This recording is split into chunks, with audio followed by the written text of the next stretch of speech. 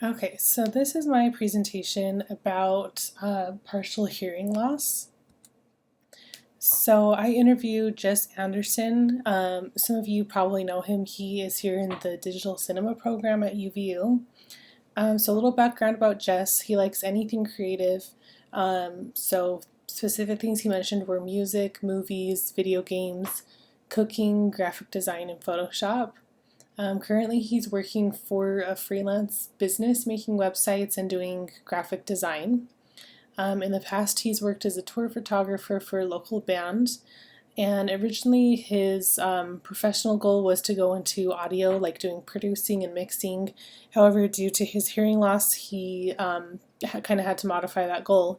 So currently he's working towards opening a multimedia production company that would offer like video services, photography, graphic designs, websites, so just like a whole different host of things.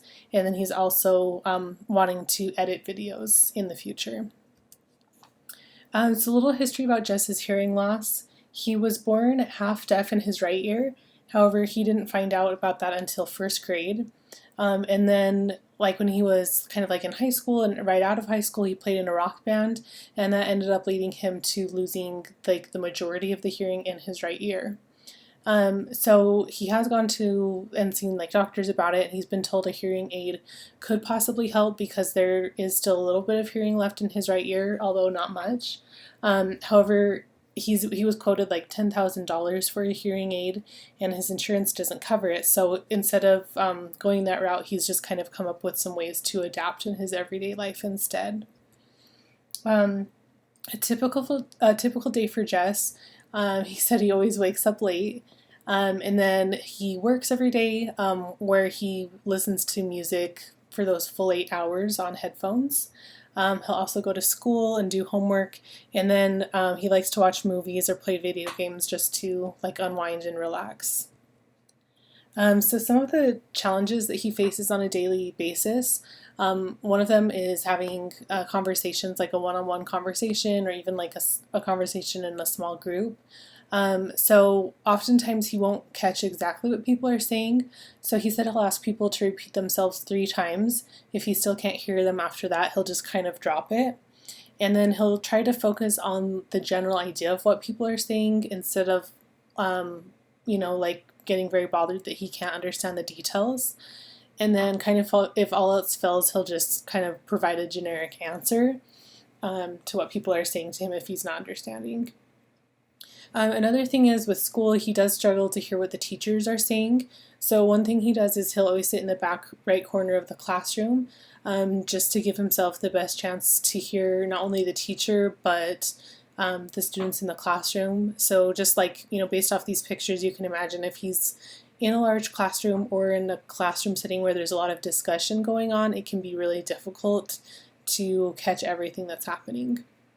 And then another thing I'd asked him about, because music is obviously like really important to him, I'd asked him if he just listens to music like in mono instead of stereo, and he was saying no, like I always listen to it in stereo, and so I'm only like, if I'm listening to it on headphones, I'm only catching half of what's happening in the music, and sometimes like in his left ear where he can hear, sometimes like the music will drop out and it's only being played in the right ear. And so I'd asked him, like, is there not an option, like through your phone, just to listen to the music in mono? And he actually, like, while we were talking, looked it up and found that there was an option for him to listen to music in mono through his headset. So that's actually what he's going to be doing from now on. Some assistive technologies that he likes, really the main one he mentioned that's been really helpful is he loves Amazon's subtitles. So he did say he'd prefer to go to the movie theater and watch a movie there. However, he misses enough detail that he knows he's not getting like the full story, and sometimes it'll be like important details that are really essential to the plot that he's missing. So he prefers now just to watch movies at home. So with Amazon, their subtitles are completely customizable. I added a little screenshot here so you can see you can change like whether or not the subtitle has a background. You can change the font size, you can change the font color, and you know he said that it used to be like with subtitles it'd always be like that bright yellow and it'd always be on a background, and for him that just wasn't the easiest way to read subtitles. So with Amazon it's really great because he can choose exactly what's right for him. He mentioned he really likes the option to choose the font size because for him, if it's like the largest font size, that's too distracting from the visuals that are happening. But obviously, the smallest font size would be like a little hard to read. So he's able to choose just like somewhere in the middle that really works out for him.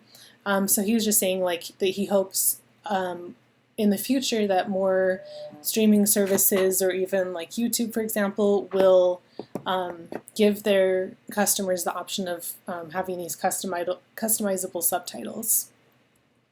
And then as a new assistive technology I thought of that could be good for him would be, since hearing aids are too expensive, I was kind of thinking about like what technology exists already that could maybe just be changed or used in a new way that would be less expensive. So one of the things I thought of was noise canceling earbuds.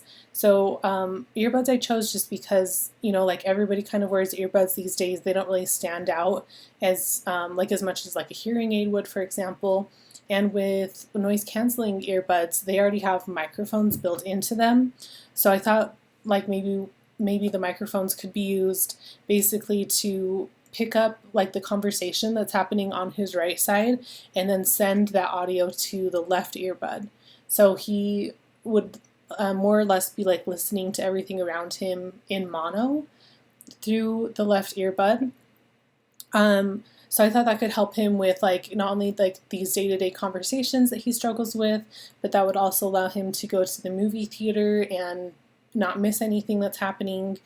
And I just thought it would be really important that they do, kind of like I said before, like they just look like normal earbuds. They really blend in, and they like wouldn't make him feel like everybody's looking at him. Like obviously he has hearing loss.